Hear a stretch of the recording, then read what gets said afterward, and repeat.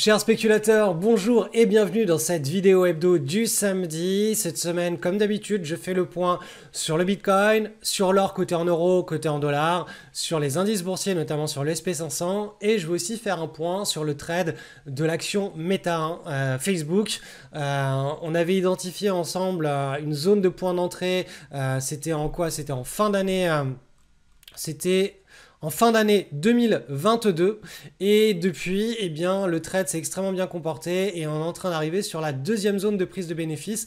Donc je vais vous expliquer exactement moi comment j'interprète ce qui est en train de se passer, comment on peut soit aller chercher la zone de comblement de gap en attendant eh bien, que l'ordre soit exécuté, soit en timant une sortie si les choses tournent mal sans que notre zone de prise de bénéfices soit atteinte. Vous allez voir, c'est vraiment un cas pratique qui est très parlant, c'est du bon sens appliqué avec des outils chartistes, des outils de traders, des outils de spéculateurs. Vous allez voir que il n'y a pas besoin d'être Einstein, hein. Il faut simplement savoir utiliser quelques outils, du bon sens, et on peut faire des sorties de position qui sont absolument monstrueuses.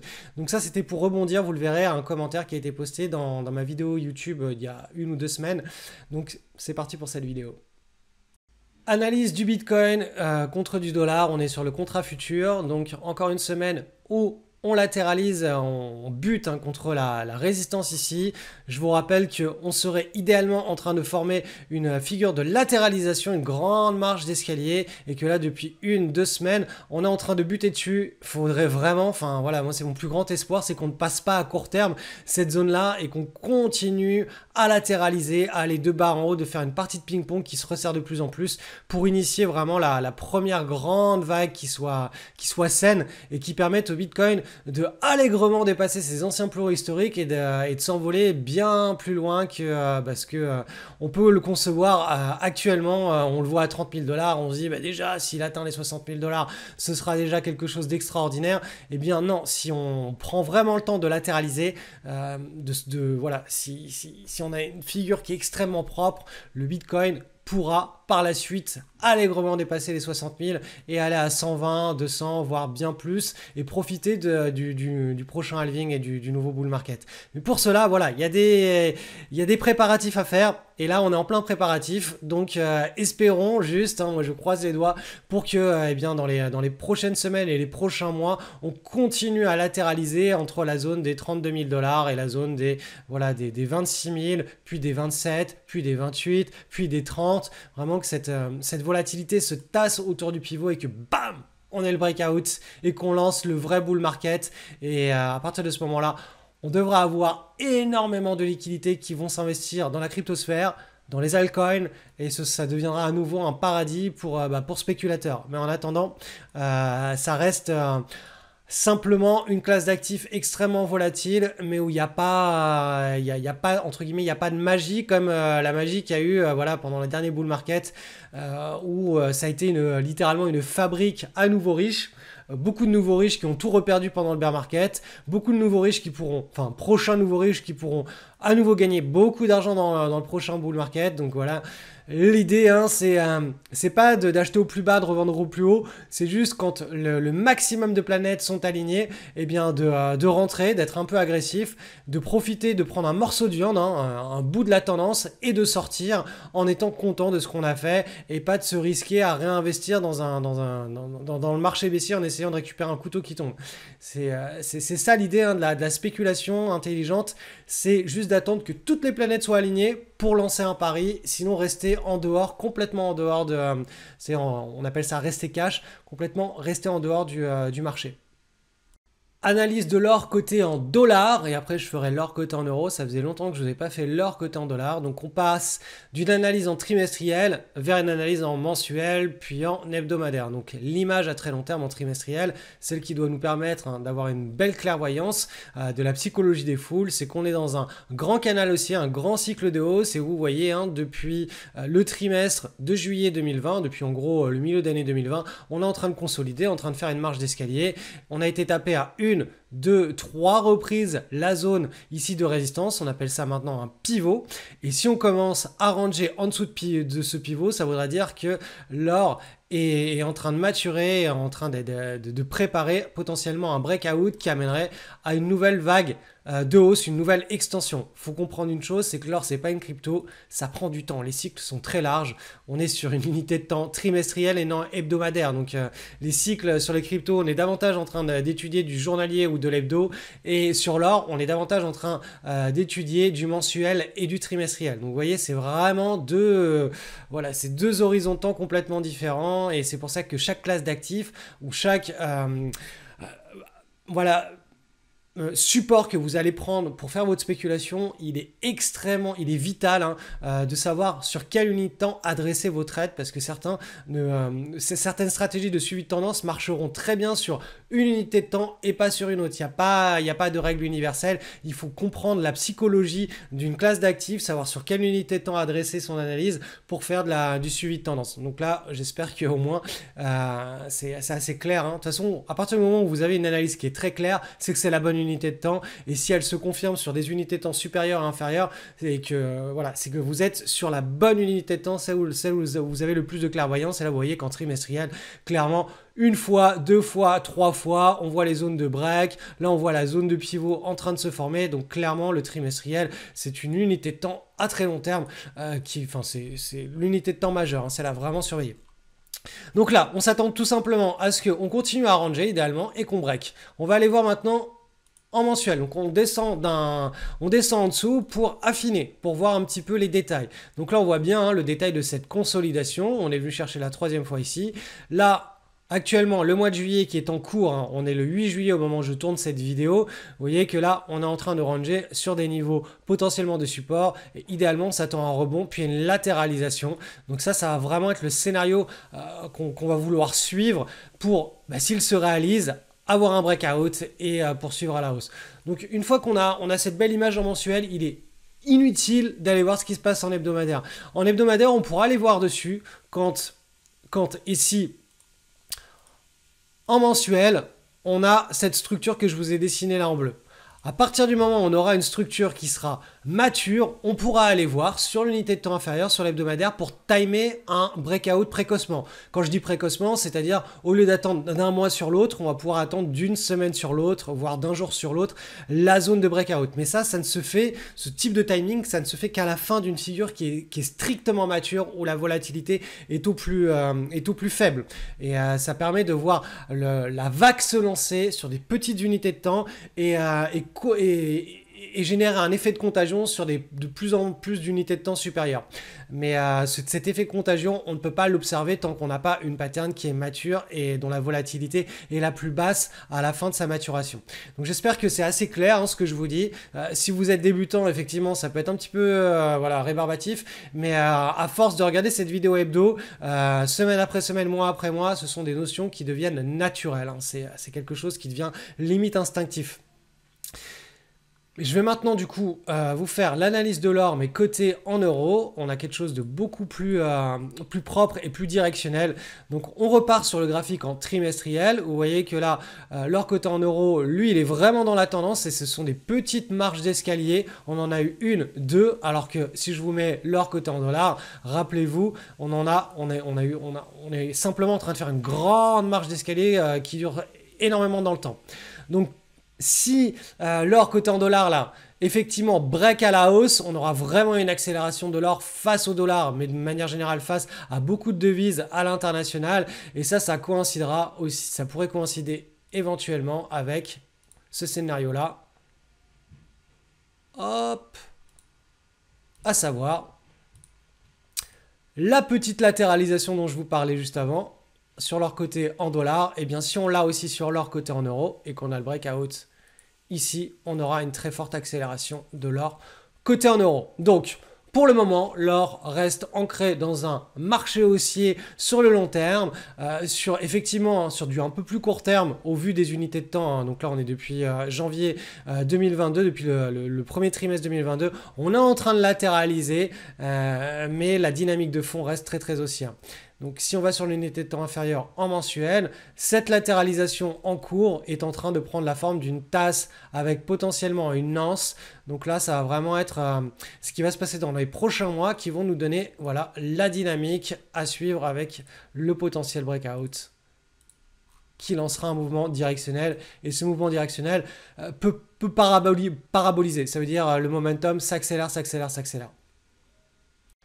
Analyse du SP500 avec une semaine de pause. Vous voyez qu'on est en train de former une espèce de petite latéralisation en hebdomadaire depuis 1, 2, 3 semaines.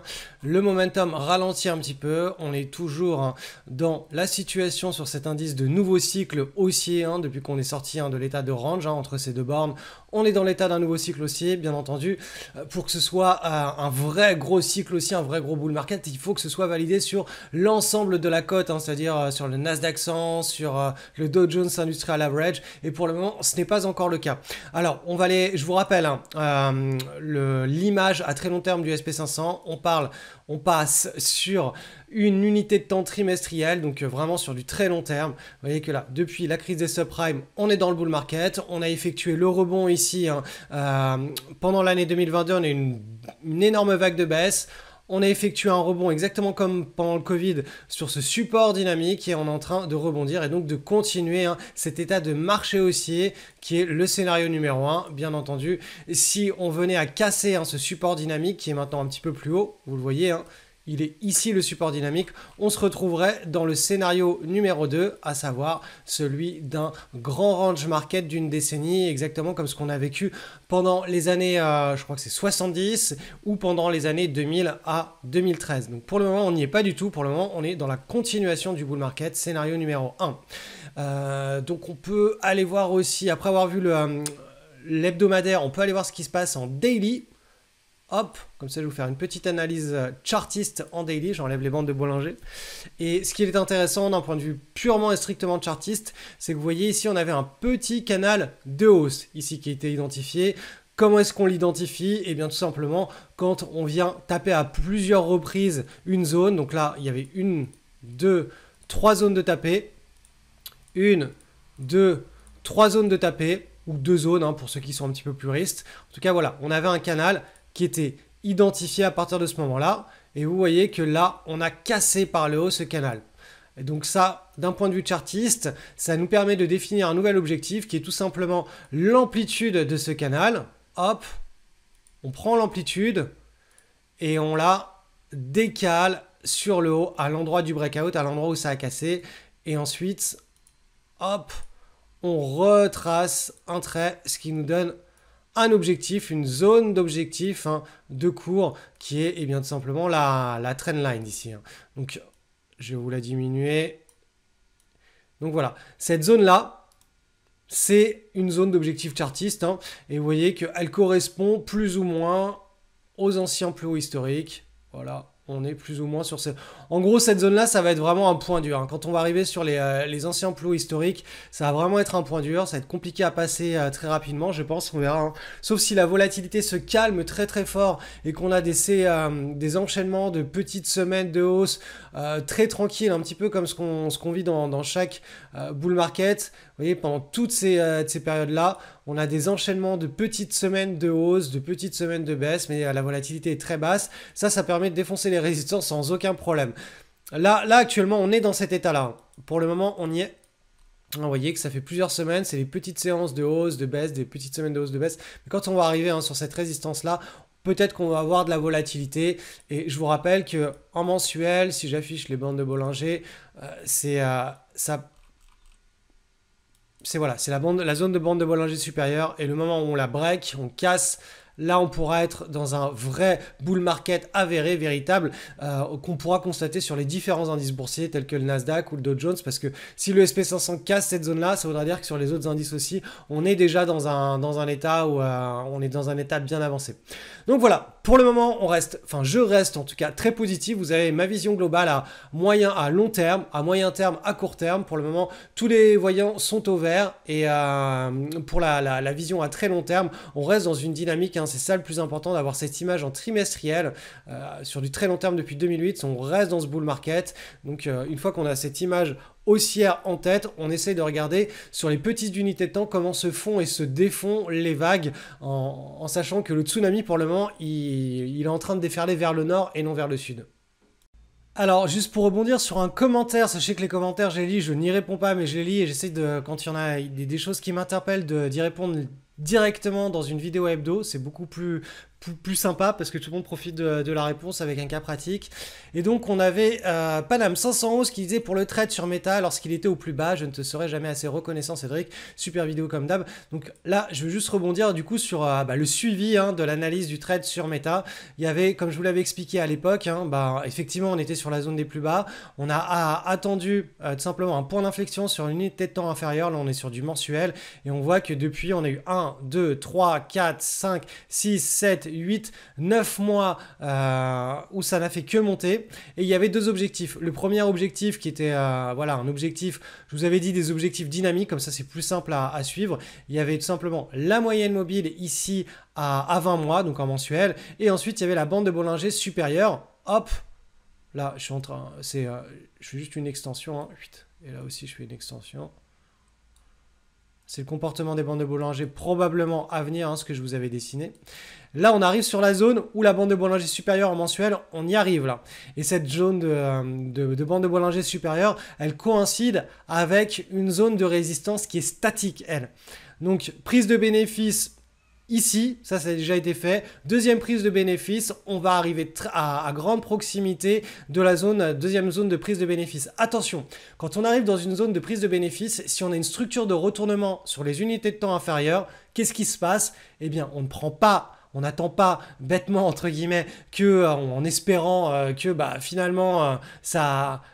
Là, si on se met à casser par le bas et qu'on a une structure de retournement, on va pas se dire « Ah bah mince, je suis obligé d'attendre ma zone de prise de bénéfice, quitte à tout reperdre. » Non, si on voit qu'on a une structure de retournement, on sort du trade un petit peu en dessous de la deuxième zone de prise de bénéfice. C'est normal, si la tendance elle est bien montée comme ça et qu'on a une structure de retournement, on va sortir précocement. Sinon, on risque de rendre tous ces gains au marché. Je ne dis pas du tout que Meta va repartir sur ses plus bas. Je dis simplement que après un mouvement aussi fort, aussi directionnel, qui attend en ligne droite la première zone de prise de bénéfice et qu'on arrive à nouveau en ligne droite vers la deuxième, si on a une structure de retournement, il faut pas être trop gourmand. Donc on va aller regarder sur les unités de temps inférieures ensemble si on a une structure de retournement. Pour le moment, en hebdomadaire, on n'a pas de structure de retournement. Vous voyez qu'on a une tendance qui continue sa hausse. Ici, on a une trendline que je vous dessine avec cette flèche qui continue en hebdomadaire. Donc là, on a juste un mouvement qui ralentit, mais il y a toujours une dynamique. Et en journalier, du coup, c'est pas le journalier qui va nous donner une structure de retournement. Si en hebdomadaire, on voit rien du tout. Mais en journalier, c'est pareil. On est toujours inscrit, dans un petit canal de hausse.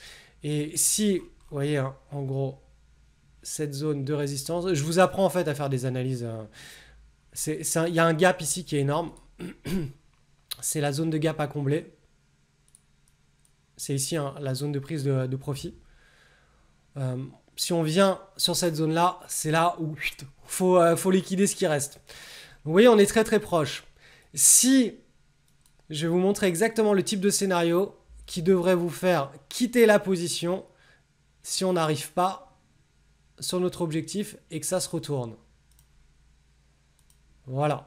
Typiquement, si les cours se mettent à faire une épaule, tête, épaule inversée et qui break par le bas, sans avoir touché la zone de résistance, donc là vous avez un ordre limite de vente pour la deuxième partie de la position. Si cette zone n'est pas touchée et que là on break vers le bas, ça veut dire que toute cette tendance haussière là, elle est en train de s'inverser et du coup qu'est-ce qui se passe? Eh bien on revend sa position ici plutôt que la revendre là. Donc c'est du bon sens. L'analyse chartiste nous permet simplement d'avoir des outils de timing et de comprendre ce qui se passe dans les flux de liquidité. Donc des flux qui viennent s'investir. On l'avait vu ici là quand on était en fin d'année 2022 et qu'on avait une structure de retournement avec là cette séance du mardi 3 janvier 2023, prise de position ici, surfing de tendance. Et là à partir du moment où on arrive sur le complément de gap, on prend la deuxième partie des bénéfices, et si on a une structure de retournement de type épaule, tête-épaule, un biseau, ce que vous voulez en termes chartistes, eh bien on revend précocement la position avant d'attendre voilà, qu'une apparition divine puisse nous permettre de combler ce gap. S'il y a une structure de retournement avant le gap, no way, on sort du trade. Donc voilà, c'était pour rebondir sur un commentaire de Panam suite à la vidéo que j'avais fait sur Meta. Je l'avais intitulé, je crois, Meta, j'ai vu le futur.